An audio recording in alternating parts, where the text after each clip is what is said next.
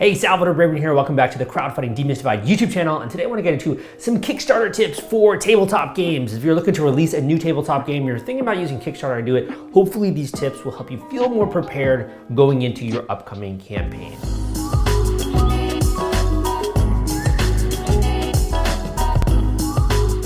All right, so my goal is to make your life easier. And that's kind of a common theme with my channel is I try to bring things that are really complicated and difficult to understand and try to break them down into really easy to understand segments so you can execute on it, so you can get the funding that you need in order to make your dreams happen. And also hopefully you can comment as one of the success stories, or you can come on my podcast later as one of the success stories. You can share even more tips and advice with the audience. That's really my hope at the end of the day. So my first tip for you is that you need to study your category, and here's why. It's kind of like Reddit. I don't know if you're a Redditor. I'm actually not really very much of a Redditor, but I do know that the way that the Reddit community works, it's not like one major Reddit community, right? Obviously, if you're a Redditor, it plays into your identity, but really there are sub-niches and subcategories within that community. So you have different subreddits, right? So maybe you have one subreddit related to tabletop games. You have another subreddit related to gadgets and gizmos. You have another subreddit related to books, right? Which things that I love. So you have these different communities, and it works the same way on Kickstarter. So it's not like there's just one blanket advice, right, for running a Kickstarter campaign. And I'll try to do that to the best of my abilities to break things that are difficult down and like provide it for you in actionable tips and advice. However, it's going to pay massive dividends if you actually look at the individual category that you're trying to launch in. So for example, the tabletop game category, but even within that, looking at the genres of games that have been coming out in the past year, the past 2 years, the past couple of years will give you a lot more sense of the overall community that is Kickstarter. In addition, doing a little bit more deep dive research, some of the things I like to do with my coaching students, for example, going through the community tab for that particular project, getting a sense of the actual community of people that are posting and commenting on those different projects. What kind of marketing did they do? Use KickTrack, use Bigger Cake, those different tools that are out there to really look into the analytics behind some of these campaigns. It's going to pay you so many dividends because not only are you going to get better realistic expectations, you're going to see the types of projects and games that do well if they are in a specific type of genre, or if they're using certain style of cards, for example, tarot cards, or there's certain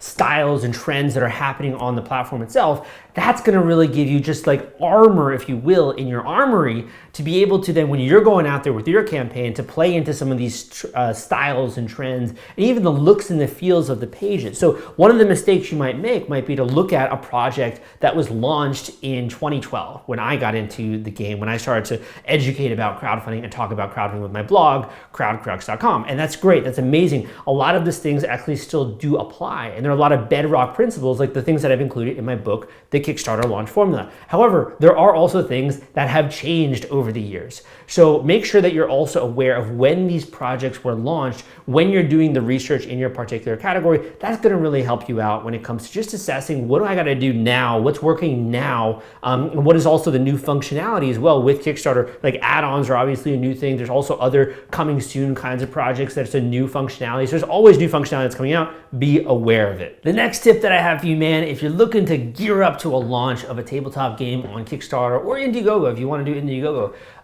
is to get involved. And I know this is super intimidating.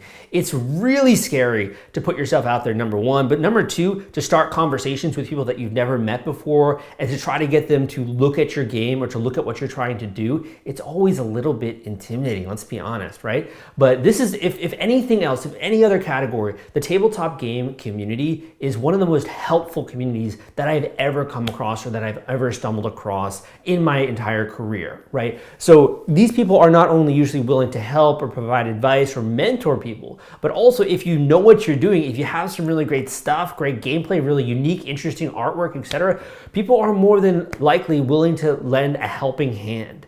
And I know obviously like you might be a little bit scared because you're like, I don't want someone else to steal my idea, right? But more often than not, people might be more interested in just collaborating with you, or maybe even publishing your game, or helping you with logistics or something like that related to, or marketing it, right? So you might get some way in service providers wanting to work with you, but I think this is kind of a natural byproduct, honestly, of doing business. And I would say that this industry in and of itself, just having so many people on my podcast, so many of the guests have said, I am more than happy to lend a helping hand to a fellow creator if they were to ever ask me. Go and listen to the episodes of my podcast, the Crowdfunding Demystified podcast. Search my name in iTunes or Spotify. That will come up. Also, I publish a version of this on this actual YouTube channel, right? So everyone, literally every single person I've had on has said, I'm more than likely to help people. So just get involved, have discussions. You know, whether that's on Reddit or different forum communities that are out there, start asking questions, start getting to know people, start adding value, start creating those friendships and connections that can help you later down the road before you really need to be spammy and ask them for something. Add a little bit of value and, you know, just create a friendship, if that makes sense. The next tip that I have for you actually comes from Rose Gauntlet Entertainment with their recent game Keystone. I had them on my podcast and they were talking so much about playtesting. Now at the time of recording this video, that podcast hasn't come out yet, but if you go and listen to my podcast on Spotify or iTunes, you'll probably come out with that episode pretty soon. So these guys were talking all about just the level of intensity and iterations that they go through with playtesting and how they're actually going to be talking with people that they're maybe not even in person with, but getting them to print out the boards, to print out the cards, and actually to test out the game ahead of time. And this is so crucial and so critical. If you haven't done thorough playtesting within your own network or engaging other people that are out there that are willing to help you, it's really, in my opinion, a major pitfall when it comes to Kickstarter, because here's why.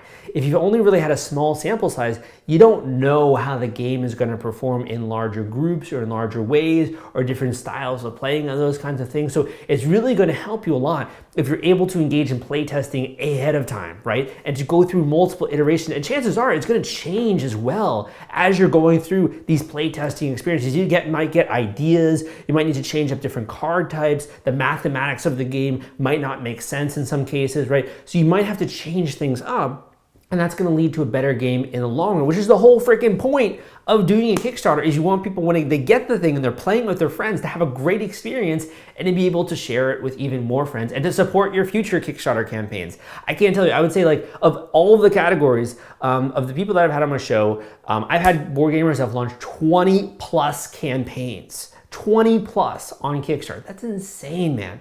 You know, so this can really be a lifelong career for you and something that you honestly do quit your job and make a really freaking good living at doing this if you get it right. So there's no point, I think, in just kind of skimping with the actual game development, right? Spend a little bit of time actually on creating something that people love. If that means going through many iterations with the playtesting, be willing to do it. And it might take you a couple months to be able to get through that.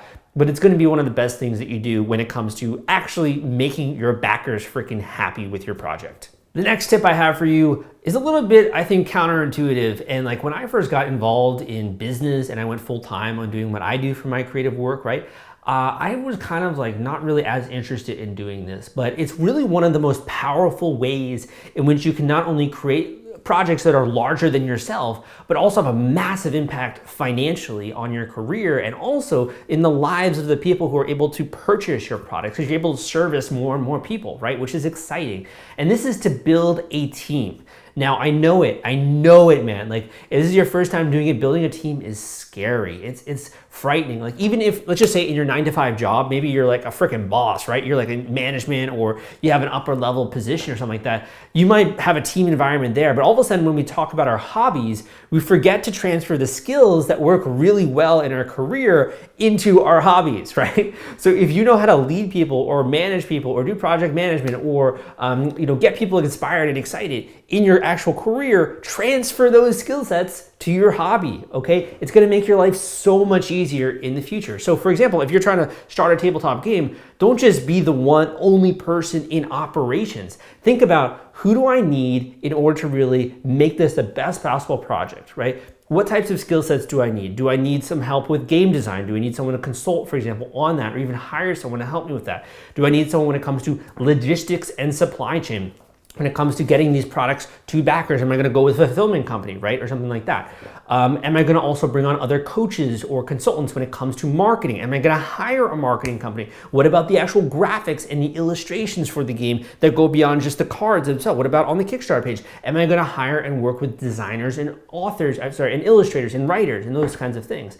Those are, in my opinion, teammates. Those are people that have a vested interest in you, my friend, being successful with this Kickstarter campaign. And not only that, but the caliber of people that you have working with you and working on the game is gonna get your backers excited. It's almost like when you come out with a new movie and you know it's like Steven Spielberg and this big actor like Leonardo DiCaprio and this other actor and these famous people are in the credits. You're like, I'm excited, this is gonna be a good movie. I haven't even seen the trailer yet, but it's probably gonna be a good movie, right?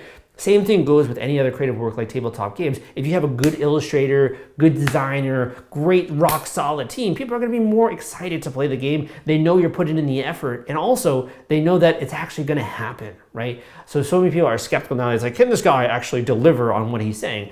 If you do invest the time in building a team, your chances of delivery go much, much higher. You know, obviously there are other things you have to take into consideration financially and how much you have to raise and all that kind of stuff. But that's my main point for you here is to think about a team sport.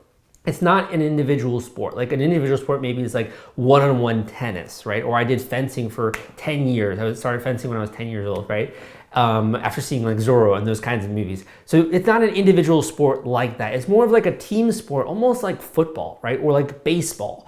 Or volleyball. It's like you have to have different players on your team that are all contributing to that main win, and then to make it a team victory. It's going to be so much more fun when you can share this win with your teammates versus it just being a solo experience. Want to take all the stress out of fulfilling your Kickstarter rewards? Fulfillrite is the turnkey solution that puts product delivery on autopilot. The Top Campaigns uses trusted high-tech provider to store, package, and ship their products. Focus on growing your business. Leave shipping to the experts. Don't wait. Get a custom quote from Fulfillrite today. Link in the description.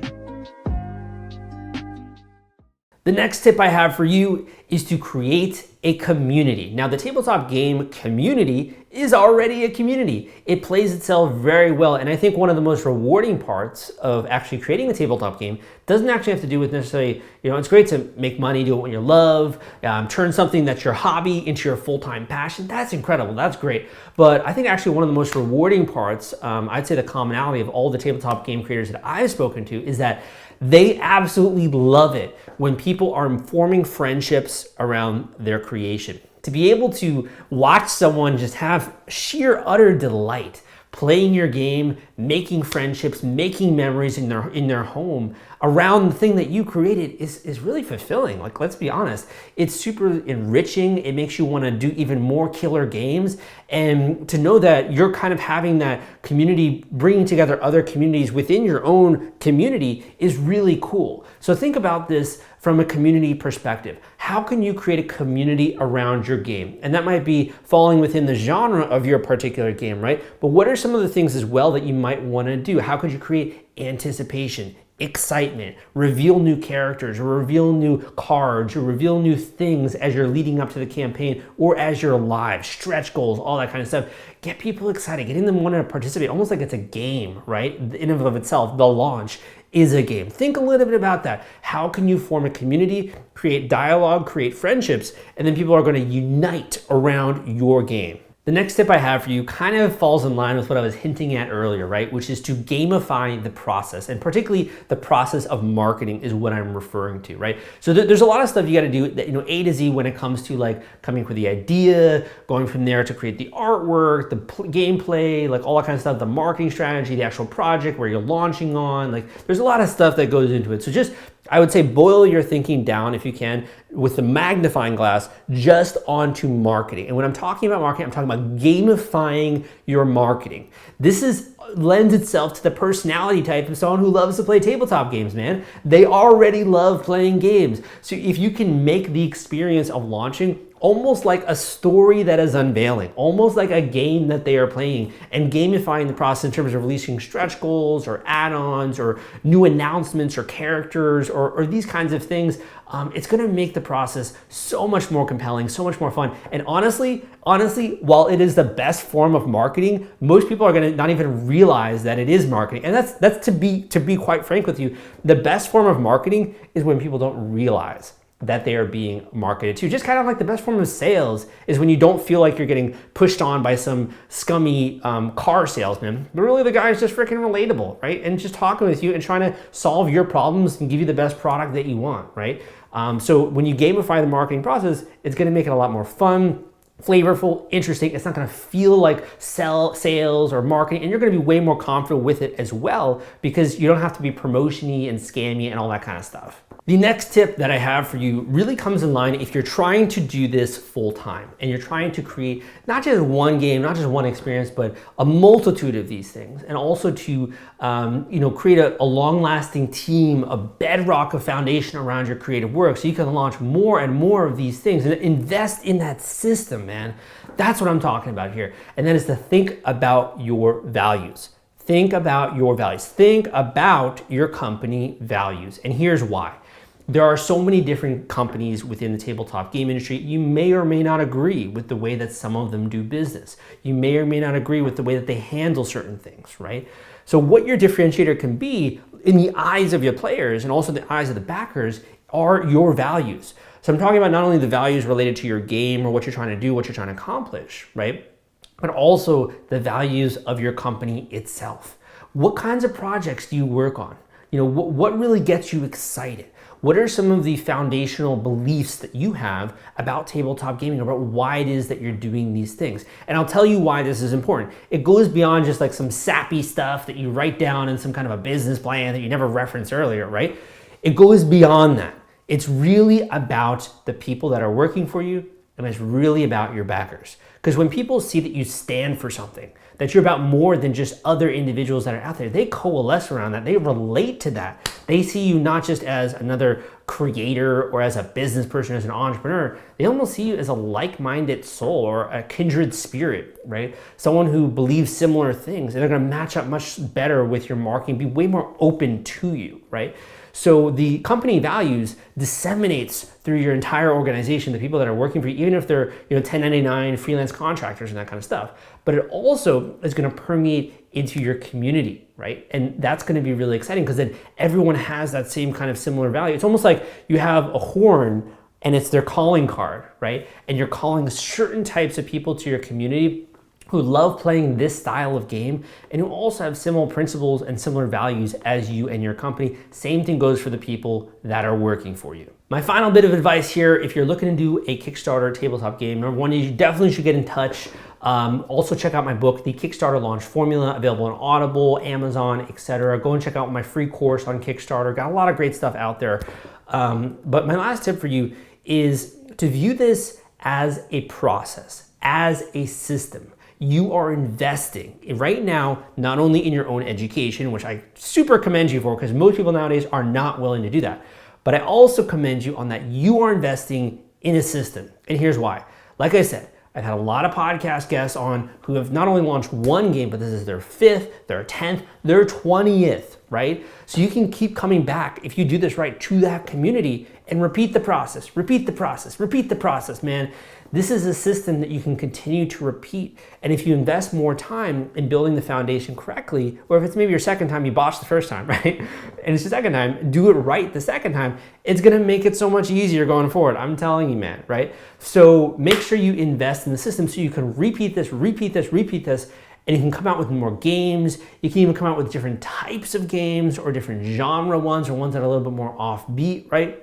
And think a little bit more about that. And how could this decision to maybe plow forward with doing a Kickstarter campaign or with doing an Indiegogo, how could this shape the vision that you have for yourself in the future? Like if you were to really view this, not only as just like I'm launching my game, but I'm launching my business, right? How could that major decision impact your life? How could that almost be like a fork in the road where you've been living this certain kind of life, doing a 9-to-5, maybe corporate job, and you've been playing these games as a hobby, and you're like, I do think I could kind of do this maybe in a larger way by not only taking the time to be able to put together a good project, by not only cramming all of this into a really tight time frame and executing on the project and being willing to stomach that level of anxiety and that level of uncertainty, but also by doing it right. How will that open up doors in your future? How will that, I call it like you're thinking about trying to do something really big in life, right? You want to think about what is the first domino? What is the first little domino that if you set, it's gonna hit all these other dominoes in the future? And for you, that might be doing the Kickstarter. That might be doing something else, right? No idea. But think about what is that first domino. Hope you enjoyed this video. My name is Salvador Briggman. Give me a thumbs up if you did like it. Leave a comment down below, and I'll see you next time.